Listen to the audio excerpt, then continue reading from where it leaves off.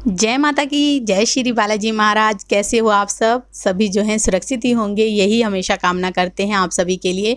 तो आज जो है फिर से एक नई वीडियो के साथ आप सबके सामने हाजिर हैं और आज हम जानेंगे कि जैसे कि माँ काली का कोई ऐसा प्रचंड भोग हमें बताइए जिसको लगाने से घर की जो नकारात्मक ऊर्जाएं हैं वो माता रानी की कृपा से दूर भाग जाए, या फिर इस भोग को लगाने से हमें क्या क्या बेनिफिट हो सकते हैं, क्यों और किन चीज़ों के लिए लगाना चाहिए, माँ काली का भोग किस दिन लगाना चाहिए। इस सारी बातों पे जो है आज की वीडियो रहेगी, तो हमारे साथ अंत तक बने रहिए, तभी आपको सारी वीडियो समझ में आएगी। अगर वीडियो अच्छी लगती है तो लाइक करें, शेयर करें, कमेंट करें, और अगर आप हमारे चैनल पे पहली बार देख रहे हैं तो चैनल को भी ज़रूर सब्सक्राइब कर दें, ताकि आप तक जो है हर वीडियो नोटिफिकेशन सबसे पहले ही पहुँच जाए। चलिए शुरू करते हैं आज की वीडियो। जय श्री राम जी। जय श्री राम, जय श्री बालाजी महाराज। मेहंदीपुर की पवित्र कृपा आपके परिवार पर हमेशा बरसती रहे। आपके घर में माँ जगत जननी माँ भवानी अम्बिके की कृपा भी आपके घर में अन्नपूर्णा रूप में वास करे, और माँ भद्रकाली की कृपा भी आपके घर में वास करे।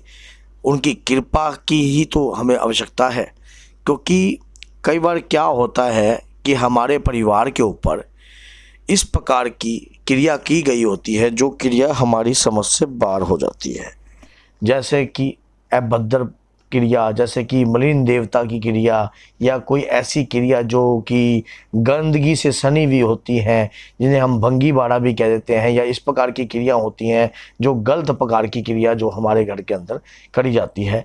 और बार बार शमशान से युक्त क्रियाएं होती हैं, या चुराए से, माता मदाना से जुड़ी हुई क्रियाएं होती हैं। तो हमारे घर के अंदर जो इस प्रकार की क्रियाएं होती हैं जिसकी जो कार्य है हमारे घर में कई बार हमारी समझ से बाहर होता है। हम पूजा पाठ भी करते हैं निरंतर, और लेकिन फिर भी इस प्रकार की जो क्रियाएं हैं हमारे घर से दूर नहीं जा रही, और हम तंग हो रहे हैं। समझ में कुछ आ नहीं रहा हो क्या रहा है, पूजा कर रहे हैं और ज़्यादा परेशान हो रहे हैं, और फिर भी मान लो हम हमारे घर में हर प्रकार की शुद्धिकरण का कार्य भी करते हैं, और लेकिन हवन वगैरह भी करते हैं, और फिर भी हमारे घर के अंदर जो सुख शांति का जो वास है वो नहीं हो पा रहा है। तो क्या कहाँ कमी रह रही है? कहीं पूजा में कमी है, या कोई ऐसी प्रक्रिया हुई हुई है घर के ऊपर जिसकी काट नहीं हो पा रही है? या कई बार क्या होता है, जो बहुत से करने वाले तांत्रिक होते हैं, अगर किसी के घर का बुरा कार्य करते हैं तो उस घर के अंदर किसी मलिन देवता की क्रिया को कर देते हैं, और जिसके कारण वो जो क्रिया की जो काट होती है वो हमारे घर से नहीं होती। हम क्या करते हैं कि उस चीज़ को हटाने की कोशिश करते हैं, एक बार हट जाती है दोबारा फिर एजिटेज हो जाती है, एक बार हट जाती है दोबारा फिर एजिटेज हो जाती है। तो हमें सबसे पहले क्या करना चाहिए, तो इस प्रकार से हमें उसी प्रकार का जैसा रोग है वैसी ही ट्रीटमेंट को चालू करना चाहिए। इस प्रकार का जो ट्रीटमेंट है मेहंदीपुर में भंगीवाड़े का होता है, और फिर उसके बाद माँ काली पे होता है, फिर माँ मरगट काली पे होता है, शमशान काली पे, और श्री शमशान भैरव पे होता है। इस प्रकार के जो कार्य जो होते हैं, तो हमें माँ काली की शरण में जाना चाहिए। जो जगत जननी माँ भवानी अम्बिके की शरण में निस्वार्थ भाव से जो भी रोगी आता है वो सुख भोगता है और अपने दुखों का नाश करवाता है, और उसके दुख जो है तुरंत छू मंतर हो जाते हैं माता रानी के इस भोग से। जो मैं आपको ये भोग बताऊंगा, आपके घर में अगर इस प्रकार का कार्य हो रहा है, आप पूजा पाठ कर रहे हो और दूना परेशान हो रहे हो, दूना तंग हो रहे हो, घर में इस प्रकार की कोई ऐसी शक्ति भेजी गई है, ऐसे मलिन देवता की कार्य की विधि करी हुई है जो आपके घर के अंदर मान लो आप बार बार मान लो उसको हटाने की कोशिश करते हो लेकिन वो हट नहीं पा रही, तो सबसे पहले उस मलिन देवता की ही काट भेजनी चाहिए आपको माँ काली का ऐसा रुद्र काली का भोग लगाना चाहिए, भद्र काली का भोग लगाना चाहिए, जिससे आपके घर के अंदर इस प्रकार की जो नकारात्मक ऊर्जा है तत्काल खत्म होने लग जाए। यह भोग आप हर शनिवार और मंगलवार को लगा सकते हो, माता का यह भोग। इस भोग से आपके घर में सकारात्मक ऊर्जा का प्रवेश होगा, और आपके घर के अंदर माता की जो कृपा है वो भी बरसने लग जाएगी। मैं ये नहीं कह रहा, मैं सिर्फ माँ काली का भोग कह रहा हूँ। माँ को आप जिस दृष्टि में देखना चाहते हो, जिस प्रकार से देखना चाहते हो उस प्रकार से उस करुणामयी माँ की कृपा आपके ऊपर होने लग जाती है। जब बच्चा परेशान होता है, जैसा कि हमने आपको बताया पहले भी कि जब भूख से पीड़ित बच्चा होता है, व्याकुल होता है, कोई धन से पीड़ित होता है, तो जगत जननी माँ भगवानी अंबिके की शरण में आता है, तो वो हर प्रकार की कार्य को आपके सिद्ध करती है और आपके दुखों का नाश करती है, क्योंकि माँ तो करुणामयी है, दयामयी है और उसकी दया का कोई अंत भी नहीं है। तो अगर आप परेशान हो चुके हो तो जगत जननी माँ अंबिका, माँ काली मैया की शरण में जाइए। माँ काली मैया की शरण में जाने के बाद आपके ऊपर यह कृपा का प्रसाद जरूर उत्पन्न होगा।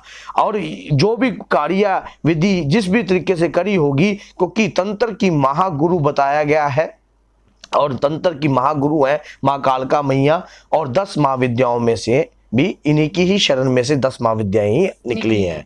और तो आप एक बात सोच के देखिए, जब माँ के इस प्रचंड भोग को आप अपने घर में रहोगे, जो रोगी है उसको भी आप ये भोग दे सकते हो, और जो भी घर में इस प्रकार का कार्य है, जो घर में आप इस भोग को ऐसे भी लगा सकते हो। हम ये नहीं कह रहे हमारा जो भोग है पूर्ण रूप से सात्विक है, लेकिन तामसिक उनके लिए है जो भी तामसिक प्रवृत्ति की विद्या करी हुई है, उन रोगियों के लिए ये जो भोग तामसिक है। कहना क्या है, 3 पान के पत्ते लेने हैं आपने। 3 पान के पत्ते लेने के बाद आपने एक पत्ता जो है, 3 पत्ते ले लिए, जो बीच का पत्ता है उसको आपने माँ की तरफ, उसका जो मुख है, चोंच है, उसको माँ की तरफ करना है, और 2 पत्तों की चोंच ऊपर वाले और नीचे वाले की पत्तों की चोंच अपनी तरफ करनी है।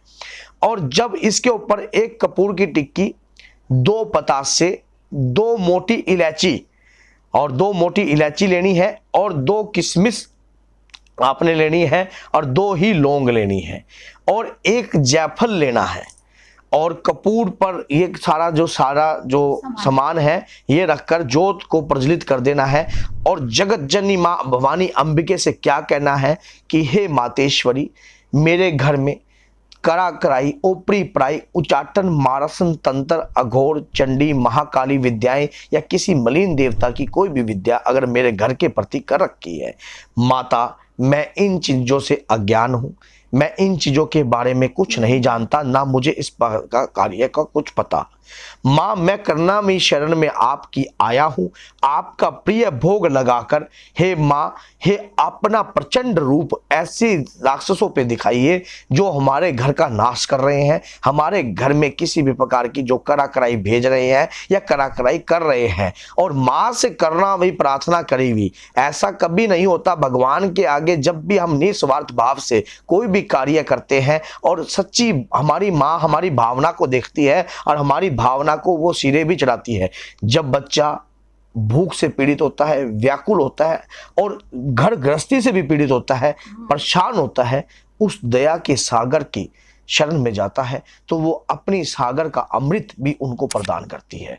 माँ पुत्र कपुत्र हो सकता है, लेकिन माता कभी कुमाता नहीं होती। इतिहास वेदों ग्रंथों में इस बात का भी उल्लेखन है। आप करुणामयी की शरण में जाओगे तो तुरंत तत्काल हनुमान जी महाराज और भैरव बाबा को ऑर्डर दिया जाएगा आपके घर से इस कष्ट को दूर करने के लिए। इस भोग को मंगल और शनि लगाइए। जो रोगी है वो भोग का सेवन ले सकता है। जिस दौरान वो भोग का सेवन ले, अगर आप माँ करुणामयी की और सरकार की उसके ऊपर मार परवाना चाहते हो तो माँ से विनय प्रार्थना करना, एक 10 रुपए की दरखास्त और साथ में ले लेना और माँ से विनय प्रार्थना करना कि हे जगत जननी माँ, इस रोगी के शरीर में जो भी संकट है और जो भी इसके शरीर में जो भी भोगी है, जो भी गलत प्रक्रिया का कार्य कर रहा है, इसको तुरंत तत्काल इसकी गलत प्रवृत्ति को, गलत सोच को जला दिया जाए।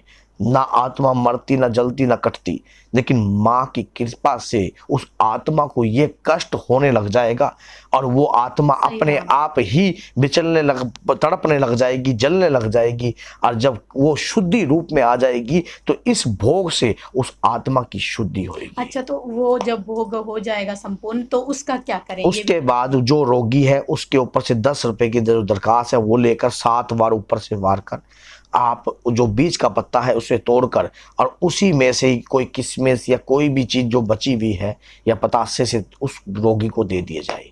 और जब ये भोग इकट्ठे हो जाते हैं तो आप इन भोगों को कहीं पर गाय का उपला लेकर अपने घर के आंगन में आप प्रज्वलित कर सकते हो, कपूर डालकर जला सकते हो। घर में ऐसी मदम मदम सुगंध होने लग जाएगी, और जो घर के अंदर नकारात्मक ऊर्जाएं होंगी, घर के किसी भी कोने में होंगी, घर के किसी भी व्यक्ति के ऊपर होंगी, तुरंत भागने का रास्ता देखेंगी, क्योंकि माँ की पूरी कृपा आपके घर में आने लग जाएगी जब आप इस भोग का कार्य करने लग जाओगे।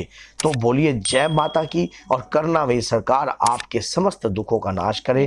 अब बात रहेगी राख की। राख को जल में प्रवाहित भी कर सकते हो और अपने खेतों में भी बिखा सकते हो, और अपने घर की छतों पे भी या गमलों के अंदर ऐसे जगहों पे भी रख सकते हो जहां पे आपकी ये एक शुद्धि शक्ति की राख है।